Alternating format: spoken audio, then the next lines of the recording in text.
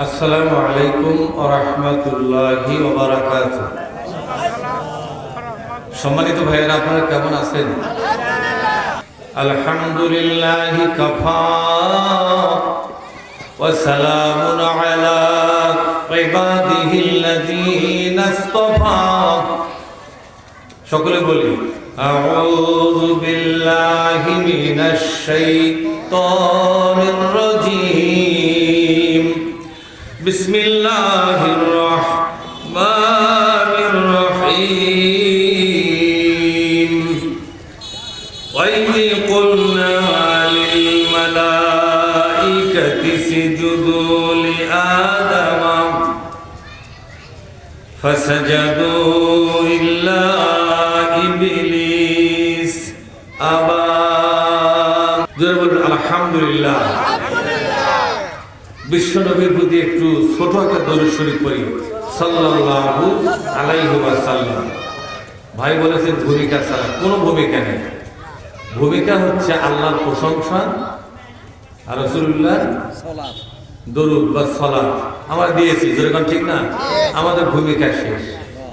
আর একটা ভূমিকা, আজকের এই ঐতিহাসিক 2 দিন ব্যাপী তাফসীর মাহফিলে সম্মানিত সভাপতি, সম্মানিত ওলামা হাজারাত, সুধী মণ্ডলী, আমার দিনদার ইমানদার মুসলিম বন্ধুগণ, পর্দার অন্তরালে আমার সম্মানিত মা বোনেরা, আমি আবারও আপনাদেরকে সালাম জানাই। আসসালামু আলাইকুম ওয়া রাহমাতুল্লাহি ওয়া বারাকাতুহু।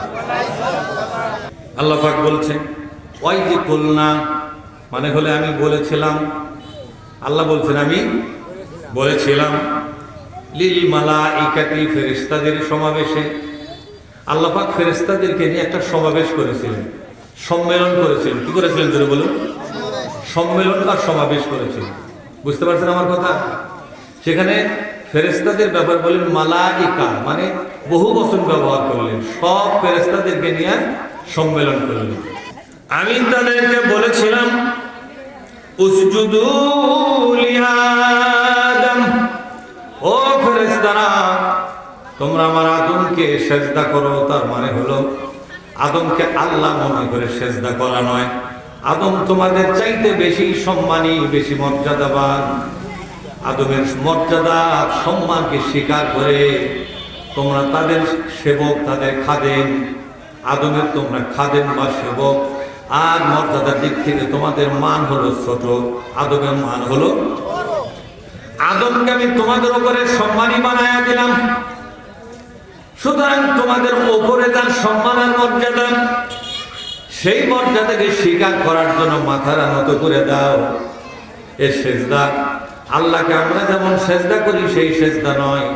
এই সেজদা হলো আদমের সম্মান আর মর্যাদাকে মেনে নেওয়ার সেজদা। সুবহানাল্লাহ বলুন। ফেরেশতারা হলো নূরের তৈরি। কার তৈরি? সমস্ত ফেরেশতারা কার তৈরি? কিসের তৈরি বলেন? নূরের তৈরি। সমস্ত ফেরেশতারা আল্লাহর হাতে নূর দিয়ে তৈরি হয়েছে। আর আদমকে আল্লাহ পাক তৈরি করেছেন তুরাব বা তিন, মাটি থেকে। ঠিক না? মানে জোরে কম। ঠনঠনা মাটি থেকে, পচা ঠনঠনা মাটি থেকে আদমকে তৈরি করা হলো। নূরের তৈরি হিসাবে ফেরেশতাদের সম্মানে ছিল, সেই সম্মানের চাইতে আরো বড় সম্মানী বানালেন আল্লাহ পাক মাটির মানুষকে। নূরের তৈরি ফেরেশতারা সেজদা করলো মাটির মানুষকে। আল্লাহ পাক ফেরেশতাদের দ্বারা প্রমাণ করালেন নূরের চাইতে আমার কাছে মাটির মূল্য বেশি। কথা ঠিক না বেশি? আজকে বাংলাদেশে যারা বলছে বিশ্বনবী হলো নূরের তৈরি, তারা বিশ্বনবীর সম্মানকে এক ধাপ নিচে নামায়া দিয়েছে। কয় ধাপ? তার আগে কি? মাটি। সম্মানের দিক থেকে আগে কি? তারপরে কি? নূর। তারপরে কি? আগুন। তারপরে কি? ফেরেশতা আর জিন। এই দুই সৃষ্টির উপরে কার মর্যাদা? যেরকম কার মর্যাদা? আদমের মর্যাদা। এবার সমস্ত ফেরেশতারা সেজদা করলো। আমি আপনাদের জানা কিচ্ছাই বলতেছি, কিন্তু এর মধ্যে কিছু কথা ঢুকাবো। এর মধ্যে কিছু কথা ঢুকাবো। জানার মধ্যেই জানা। কি বলেন আপনারা? জানার মধ্যেই। এরপর আল্লাহ পাক ফাসাজাদু বলেন, ফাসাজাদু ইল্লা ইবলিস আবা। সমস্ত ফেরেশতারা আদমের সম্মানকে মেনে নিয়ে মাথা নত করে দিল। এই মাথা নত করে দেওয়াটাই ছিল সেজদা। সুবহানাল্লাহ বলবেন না? মাথা নত করে দিয়ে আদমের সম্মান আর মর্যাদাকে স্বীকৃতি দিয়ে দিল। ফেরেশতারা প্রমাণ করে দিল, প্রভু তুমি আদমকে আমাদের উপরে সম্মানী করেছো, এটা মেনে নেওয়ার জন্য একটা অবস্থা তৈরি করে দিয়েছো। এই অবস্থা দিয়ে এই কাজটাকে আমরা প্রমাণ করে দেবো, আমরা আদমকে সম্মান করেছি, সম্মান মেনে নিয়েছি আমরা আদমের নিচে, আদম আমাদের ওপরে। এই যে মাথা নত করে দিয়ে তোমার আদমের সম্মান স্বীকৃতি দিয়ে দিলাম। ইবলিস চিন্তা করলো আমি কেন সেজদা করব? আদমের আগে আমাকে তৈরি করেছে, আমি সিনিয়র হয়ে জুনিয়রকে কেন আমি সম্মান করব? কিন্তু জিনের খেয়াল নাই, তাকে তৈরি করা হয়েছে আগুন দিয়ে। ধরে কানকার কি দিয়ে? কি দিয়ে তৈরি করা হয়েছে? আগুন দিয়ে তৈরি করা হয়েছে। আর আদমকে তৈরি করা হয়েছে কি দিয়ে? জিন বুঝতে পারে নাই আগুনের চাইতে মাটির মর্যাদা, এটা ফেরেশতা বুঝেছে নূরের চাইতে মাটির মর্যাদা বেশি। জিনেরা বুঝতে পারে নাই আগুনের চাইতেও মাটির মর্যাদা বেশি। তা না হলে আল্লাহ তো সেজদা করতে বলতো না। আল্লাহ কি পাগল নাকি? কথা বলেন, আল্লাহ কি পাগল? আল্লাহ তো পাগল নয়, আল্লাহ সমস্ত জ্ঞানের স্রষ্টা। কথা ঠিক না ঠিক? মহাবিচারক তিনি, মহাবিজ্ঞানী তিনি, মহাজ্ঞানী তিনি। তিনি তো ফায়সালা করে দিয়েছেন রে, আগুনের তৈরি তোরা যারা আছিস, নূরের তৈরি তোরা যারা আছিস, তোদের সকলের উপরে আমি মাটির মানুষের সম্মানকে আমি উপরে তুললাম। ইবলিস অস্বীকার করলো, অহংকার করলো, দম্ভ করলো, অহংকারে ফেটে বললো না না আমি সেজদা করতে পারবো না। এখন আসেন, আল্লাহ ওয়াজ করতেছে, ওয়াজটা কার? আল্লাহ ওয়াজ করছে আরবি দিয়ে। আপনারা তো আরবি ভাষা বুঝবেন না, তাই না?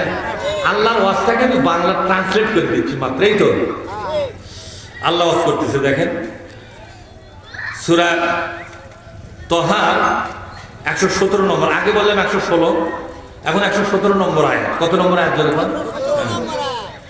ফাকুলনা, এরপর আল্লাহ পাক আদমকে লক্ষ্য করে বলেন, আদম রে শোনো শোনো, ইয়া আদম, বলেন ইয়া আদম ইন্না হাযা আদুবুন লাকা ওয়া লিজাওজিকা। ও আদম, ইন্না হাযা, আল্লাহ পাক এভাবে বলেন, দেখেন ইন্না হাযা হচ্ছে দিস মানে এখানে, দিস মানে কি, আর দ্যাট মানে, তা আল্লাহ বলে হাযা, ইন্না হাযা, নিশ্চয় এটা। এটা কোনটার কথা করছে? এটা মানে বোঝায় না, তার কথা করছে। ওই বদর হাড্ডি কে আছে একটা ইবলিস, যেরকম কি আল্লাহ বলল আদম রে, এই যে এটা আল্লাহ নাম বললো, নাম নিতে আল্লাহ খারাপ লাগতেছে, এদের নাম কিভাবে নেওয়া যায়? এটা আসলে তার শয়তান কথা, ঠিক না ঠিক? আল্লাহ যা বোঝে তার সাথে লাইন বেশি বোঝে, কথা বল না। আল্লাহ বলছে আদম আদি এটা আদুবুল্লাকা, বলেন আদুবুল্লাকা, আদম তোমার নিজের জাত শত্রু হলে এটা বলে জাউজিকা, তোমার স্ত্রীর শত্রু এটা, তোমাকে নষ্ট করবে, তোমার স্ত্রীকেও নষ্ট করে দিবে। এ নষ্ট করে দিবে, কি করে দিবে? যেরকম নষ্ট করে দিবে। আল্লাহ পাক বলছেন আদম রে, ফালা ইয়াকুরি ফালা ইউখরি জান্নাকুমা মিনাল জান্নাতি ফাতাশকা। খবরদার খবরদার, এর ব্যাপারে সতর্ক থাকো, সাবধান থাকো। যে কোনো মূল্যে এই শয়তান তোমাদেরকে, তোমরা স্বামী স্ত্রীকে জান্নাত থেকে বের করে দিবে। যদি একবার বেরিয়ে যাও রে আদম, জীবনে চরম কষ্টের মধ্যে পড়ে যাবে। কি সেই কষ্ট? মানুষের প্রয়োজন হলো 6টি। এখন কয়টি প্রয়োজন? হাতে বলবেন, বলেন তো দেখি কয়টা প্রয়োজন? খাদ্য, বস্ত্র, বাসস্থান, শিক্ষা, চিকিৎসা, নিরাপত্তা করা হলো। সব 5টা পূরণ আছে, নিরাপত্তা নেই, এখন লাভ আছে? যখন নিরাপত্তা না থাকলে কোনো লাভ আছে? আদম রে, তুমি যখন জান্নাত থেকে বেরিয়ে যাবে, তোমার আশ্রয়স্থল তোমার খুঁজে নিতে হবে। জান্নাতটা দিয়েছিলাম তোমার ঠিকানা হিসেবে, থাকার জায়গা হিসেবে, থাকার জায়গা হারাবে। এই জান্নাতের ভিতরে যত সুযোগ সুবিধা সরকারিভাবে তোমাকে দেওয়া ছিল, এটা একটা গেস্ট হাউস ছিল, জান্নাত ছিল, বাগান বাড়ি ছিল, রাজপ্রাসাদ ছিল, এটাকে তোমার ছেড়ে যাওয়া লাগবে। খাদ্য, বস্ত্র, এই যে বস্ত্র, এই বস্ত্র এবং বাসস্থান, শিক্ষা এবং চিকিৎসার নিরাপত্তা, সবগুলোর পিছনে তোমার ব্যাপক সংগ্রাম করা লাগবে। তোমার জীবন হবে সংগ্রামী জীবন, কষ্টের জীবন, দুঃখের জীবন, জয় এবং পরাজয়ের জীবন হবে। ঠিক না বেঠি? আল্লাহ কি সুন্দর আদমকে কাছে নিয়ে বুঝাচ্ছে, আদম রে, এই যে শয়তানের বাচ্চা, কিসের বাচ্চা বলে ইন্নাহা বলে, কথার সাইজ দেখে এত মজা লাগে কোরআন করতে ভাই। ইন্নাহা, এই যে এটা কি বলছে, এটা কার কথা বলতেছে? এই যে এটা শয়তান, উনি বসে আছে, বসে থাকা অবস্থা কথা দিয়ে এটা শয়তান তো ব্যাকটেল মেরে গেছে, এইভাবে আমাকে উদ্ধার করে দিচ্ছে আদমের কাছে। কি কথা এটা? আল্লাহ তো আমাকে শেষ করে দিল রে। তো তো শেষই করবে, কথা ঠিক না ঠিক? তোর আবার কিছু থুইয়া দম নেবে নাকি? এই যে এইটা তোমাকে বের করে দিবে এই জান্নাত থেকে, মহা ষড়যন্ত্র করবে, তোমাকেও বের করবে, তোমার স্ত্রীকেও বের করে দিবে। একবার যদি জান্নাত থেকে বেরিয়ে যাও, খাদ্য, বস্ত্র, বাসস্থান, শিক্ষা, চিকিৎসা, নিরাপত্তা করা হলো, এই ছয়টা জিনিসের পিছনে তোমাকে সংগ্রামী হওয়া লাগবে। একটা দিনের জন্য, একটা রাতের জন্য আরাম তুমি পাবা না। সবসময় অস্থির জীবন, দৌড়াদৌড়ির জীবন, পরিশ্রমের জীবন, কষ্টের জীবন তোমার শুরু হবে, কথা ঠিক না? তুমি কষ্টের মধ্যে পড়বে, সংগ্রামী হওয়া লাগবে, চরম সংগ্রাম। আর কষ্ট সাধনার পরে ওই ছয়টা জিনিস তুমি অর্জন করতে পারবে। এক মুঠো ভাত তোমাকে কেউ মাগনা দেবে না, সবটুকু তোমাকে সংগ্রহ করা লাগবে। লাগবে কিনা জোরে গণ? আর একটা হলো, আর একটা সংগ্রাম তোমার করা লাগবে, ঈমান রক্ষা করার সংগ্রাম, ঠিক না বেঠিক?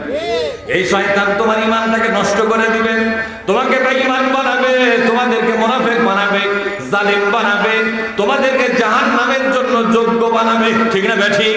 ওই পবিত্র ঈমান, ওই পবিত্র ইসলাম, এটাকে জীবন্ত রাখার জন্য, এটাকে বেঁচে রাখার জন্য তোমাকে সংগ্রাম করা লাগবে, এত বেশি কষ্ট করা লাগবে রে আগো। তোমার ঈমানটা ধরে রাখার জন্য এমন অবস্থা হতে পারে, বিশ্বনবী বলেন এই জামানায় এমন একটা সময় আসতেছে, আগুনের কয়লা হাতের মধ্যে ধরে রাখা মানুষের জন্য যেমন অসম্ভব, ঈমানটা ধরে রাখা তার চাইতেও বেশি অসম্ভব হয়ে যাবে। আল্লাহ পাক বলছেন, আদম রে, একটা বার যদি জান্নাত থেকে ওরা বের করে দিতে পারে, শয়তানের জাত, কিসের জাত ধরে কর, এরা তোমাকে জান্নাত থেকে যদি বের করতে পারে, একদিকে খাদ্য, বস্ত্র, বাসস্থান, শিক্ষা, চিকিৎসা, নিরাপত্তা, এগুলোর জন্য তোমাকে সংগ্রাম করা লাগবে। পাশাপাশি এই যে জান্নাতটা ছেড়ে চলে যাচ্ছ, এই জান্নাতে ফিরে আসার জন্য সর্বপ্রথম তোমার ঈমানটাকে ধরে রাখার জন্য নতুন আবার সংগ্রাম করা লাগবে।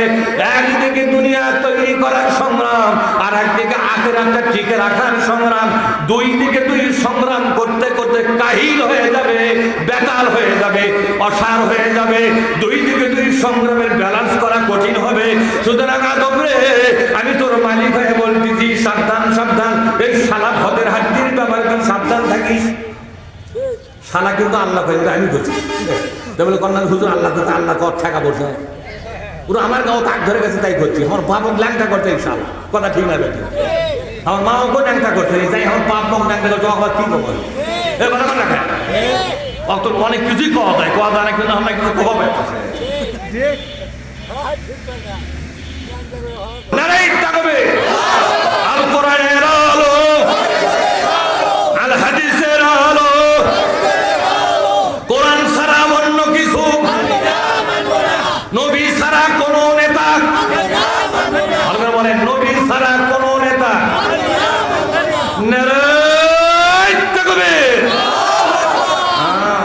বাঘ আছে, এটাও বাঘ আছে, তৈরি করা লোক রে।